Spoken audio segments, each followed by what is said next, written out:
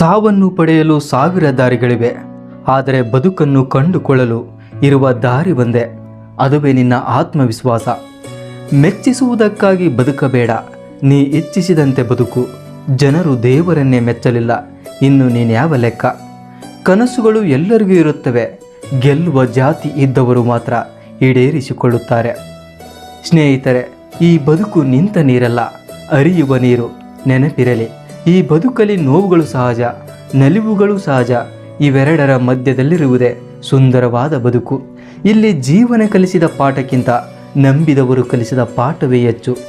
ನೀವು ಒಳ್ಳೆಯ ಕೆಲಸ ಮಾಡಿದರೆ ಯಾರಿಗೂ ನೆನಪಿರುವುದಿಲ್ಲ, ನೀವು ತಪ್ಪು ಕೆಲಸ ಮಾಡಿದರೆ ಯಾರೂ ಮರೆಯುವುದಿಲ್ಲ. ಇಲ್ಲಿ ಎಲ್ಲರಿಗೂ ನೋವುಗಳಿವೆ, ಅದನ್ನು ತೋರಿಸುವ ವಿಧಾನ ಬೇರೆ ಬೇರೆಯಾಗಿದೆ. ಹತ್ತಿರದವರ ಬಳಿ ಕಣ್ಣೀರಾಗಿ, ಗೊತ್ತಿಲ್ಲದವರ ಬಳಿ ನಗುವಾಗಿ.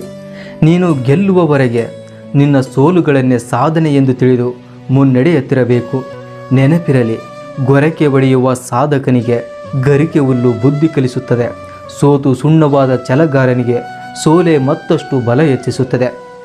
ನಮ್ಮವರು ಅಂತ ಅಂದುಕೊಂಡವರೆಲ್ಲ ನಮ್ಮ ಜೊತೆ ಒಂದೇ ಥರ ಇರ್ತಾರೆ ಅನ್ನೋದು ನಮ್ಮ ತಪ್ಪು. ಈ ಪ್ರಪಂಚದಲ್ಲಿ ಎಲ್ಲದಕ್ಕಿಂತ ವೇಗವಾಗಿ ಬದಲಾಗುವುದು ಮನುಷ್ಯನ ಮನಸ್ಸು ಮತ್ತು ಯೋಚನೆ. ನೆನಪಿರಲಿ, ಏನಾದರೂ ಒಳ್ಳೆಯದನ್ನು ಪ್ರಾರಂಭಿಸುವ ಮಾರ್ಗವೆಂದರೆ ಅತಿಯಾಗಿ ಮಾತನಾಡುವುದನ್ನು ಬಿಟ್ಟು ಬಿಡುವುದು. ಈ ಸಂಬಂಧಿಕರು ಎಂದರೆ ಇಷ್ಟೇ, ಗೆದ್ದಾಗ ಎಲ್ಲರೂ ನೆಂಟರೆ, ಆದರೆ ಸೋತಾಗ ತಿರುಗಿ ನೋಡದೆ ಹೊರಟವರೇ ಇವರು. ನೆನಪಿರಲಿ, ಜೀವನದಲ್ಲಿ ಏನನ್ನಾದರೂ ಕಳೆದುಕೊಳ್ಳುವ ಮೊದಲು ಯೋಚನೆ ಮಾಡಬೇಕು, ಹೊರತು ಕಳೆದುಕೊಂಡ ಮೇಲೆ ಅಲ್ಲ. ಏನನ್ನಾದರೂ ನಂಬಿ ಅನುಭವಿಸುವುದಕ್ಕಿಂತ ಅನುಭವಿಸಿ ನಂಬುವುದೇ ಶಾಶ್ವತ ಮತ್ತು ಸತ್ಯ. ದೂರಾದವರೆಲ್ಲ ದೂರವೇ ಉಳಿದು ಬಿಡಲೆ, ಒಡೆದ ಹಾಲು ನೈವೇದ್ಯಕ್ಕೆ ಯೋಗ್ಯವಲ್ಲ. ಈ ಮಾತು ಎಂದಿಗೂ ನೆನಪಿರಲಿ, ಎಂದೆಂದಿಗೂ ನೆನಪಿರಲಿ.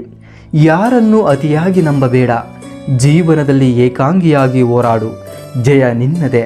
ನೆನಪಿರಲಿ, ಎಚ್ಚರಿಕೆ, ನಿಮ್ಮಿಂದ ಲಾಭವಿದೆ ಎಂದಾಗ ನಿಮ್ಮ ಶತ್ರುವು ಕೂಡ ನಿಮಗೆ ಮಿತ್ರನಾಗುತ್ತಾನೆ. ನಿನಗೆ ಯಾರೂ ಇಲ್ಲ ಎಂದು ಕೊರಗದಿರು, ನಿನ್ನೊಂದಿಗೆ ಸದಾ ಆ ಭಗವಂತನಿದ್ದಾನೆ.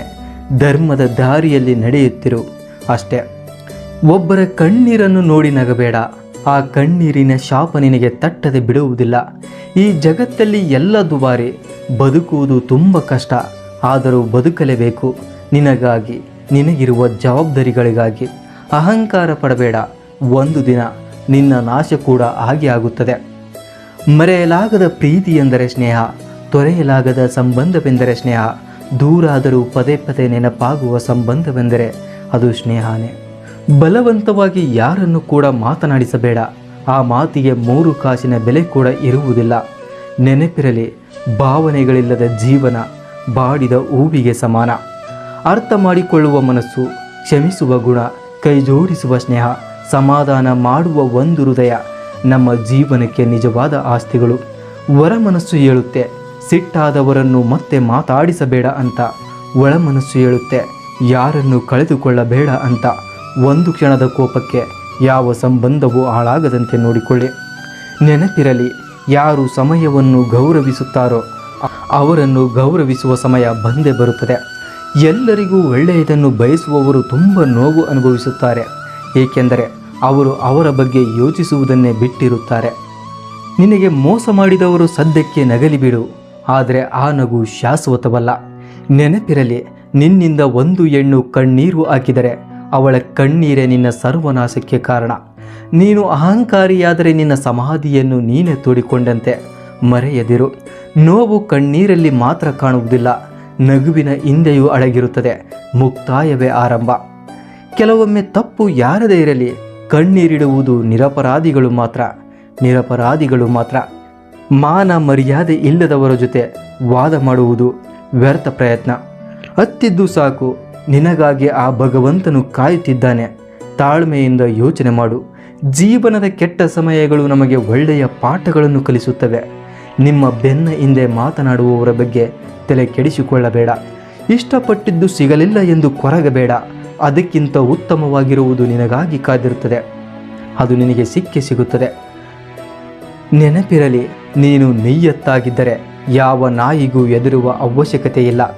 ಕೆಲವರು ಅವರ ಒಂದೆರಡು ದಿನಗಳ ಸುಖಕ್ಕಾಗಿ ಒಬ್ಬರ ಇಡೀ ಜೀವನದ ಸಂತೋಷವನ್ನೇ ಕಿತ್ತುಕೊಂಡು ಬಿಡುತ್ತಾರೆ.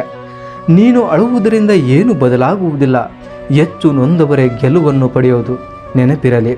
ನೀನು ಕಷ್ಟದಲ್ಲಿದ್ದಾಗ ಸಹಾಯ ಕೇಳಿದಾಗ ಹಿಂದೆ ಮುಂದೆ ಯೋಚಿಸುತ್ತಿದ್ದರೆ ಅವರು ಮನುಷ್ಯರೇ ಅಲ್ಲ. ಅಂಥವರನ್ನು ಎಂದಿಗೂ ನಂಬಬೇಡ. ಕಣ್ಣೀರು ಸುರಿಸಿದರೆ ಏನು ಬದಲಾಗಲ್ಲ. ಆದರೆ ಏನು ಮಾಡಬೇಕು ಅದನ್ನು ಮಾಡಿಬಿಡು. ಪ್ರಯತ್ನವೇ ಪರಮಾತ್ಮ. ನೆನಪಿರಲಿ. ಜೀವನದಲ್ಲಿ ಎದುರಾಗುವ ಕಷ್ಟಗಳನ್ನು ಸವಾಲಾಗಿ ಸ್ವೀಕರಿಸು. ಗೆದ್ದರೆ ಮುಂದೆ ಸಾಗುವೆ, ಸೋತರೆ ಒಳ್ಳೆಯ ಪಾಠ ಕಲಿಯುವೆ. ಕಷ್ಟಗಳನ್ನು ಎದುರಿಸಿದಷ್ಟು ನೀನು ಬಲಶಾಲಿಯಾಗುವೆ. ಆದ್ದರಿಂದ ಕಷ್ಟಗಳು ಬಂದಾಗ ಅಂಜಬೇಡ, ಅದನ್ನು ಧೈರ್ಯದಿಂದ ಎದುರಿಸು. ನಿನಗೆ ಮರ್ಯಾದೆ ಸಿಗದ ಜಾಗದಲ್ಲಿ ನೀನು ಹಾಕುವ ಚಪ್ಪಲಿಯನ್ನು ಸಹ ಬಿಡಬೇಡ. ಬದುಕುವ ಆಸೆ ಇದ್ದರೆ ನಿನ್ನ ಶತ್ರುಗಳ ಕಣ್ಣೆದುರಲ್ಲೇ ಬದುಕು. ಅವರು ನಿನ್ನ ಎದುರು ಸುಳಿದಾಗಲೆಲ್ಲ ನಿನ್ನಲ್ಲಿ ಬದುಕುವ ಛಲ ಪುಟಿಯುತ್ತದೆ. ಅತಿಯಾಗಿ ಯಾರ ಮೇಲೆಯೂ ನಂಬಿಕೆಯನ್ನು ಇಡಬೇಡ. ಒಂದಲ್ಲ ಒಂದು ದಿನ ಅದರಿಂದ ಗಾಢವಾದ ನೋವನ್ನು ಅನುಭವಿಸುವೆ. ಇಲ್ಲಿ ಎಲ್ಲರೂ ಸ್ವಾರ್ಥಿಗಳೇ. ನಂಬಿಸಿ ಆಡಬಾರದ ಆಟವನ್ನಾಡಿ ಹೋಗಿಬಿಡುತ್ತಾರೆ. ನಟನೆ ಮಾಡುವ ಅವಶ್ಯಕತೆ ಇಲ್ಲ. ನೀನಾಗಿರುವ ಅಷ್ಟೇ. ಆಗ ಗೊತ್ತಾಗುತ್ತೆ ಯಾರು ನಿನ್ನ ಜೀವನದೊಂದಿಗೆ ನಟನೆ ಮಾಡುತ್ತಿದ್ದಾರೆ ಎಂದು. ಬಾಡಿದ ಹೂವು ಹೇಗೆ ಮತ್ತೆ ಅರಳುವುದಿಲ್ಲವೋ ಹಾಗೆ ಕಳೆದುಕೊಂಡ ನಂಬಿಕೆ ಮರಳಿ ಎಂದಿಗೂ ಬಾರದು. ನೆನಪಿರಲಿ, ಮರಳಿ ಎಂದಿಗೂ ಬಾರದು. ಪರಿಸ್ಥಿತಿ ಎನ್ನುವುದು ಯಾವಾಗಲೂ ಒಂದೇ ರೀತಿ ಇರುವುದಿಲ್ಲ. ಆದರೂ ನಾವು ಎಚ್ಚರವಾಗಿರಬೇಕು. ತಾಳ್ಮೆ ಎಂಬುದು ಎಷ್ಟು ಇರಬೇಕೋ ಅಷ್ಟೇ ಒಳ್ಳೆಯದು. ಒಂದು ವೇಳೆ ತಾಳ್ಮೆಯ ಕಟ್ಟೆ ಒಡೆದರೆ ಅದರಿಂದಾಗುವ ಅನಾಹುತವನ್ನು ಯಾರಿಂದಲೂ ತಡೆಯಲು ಸಾಧ್ಯವಿಲ್ಲ.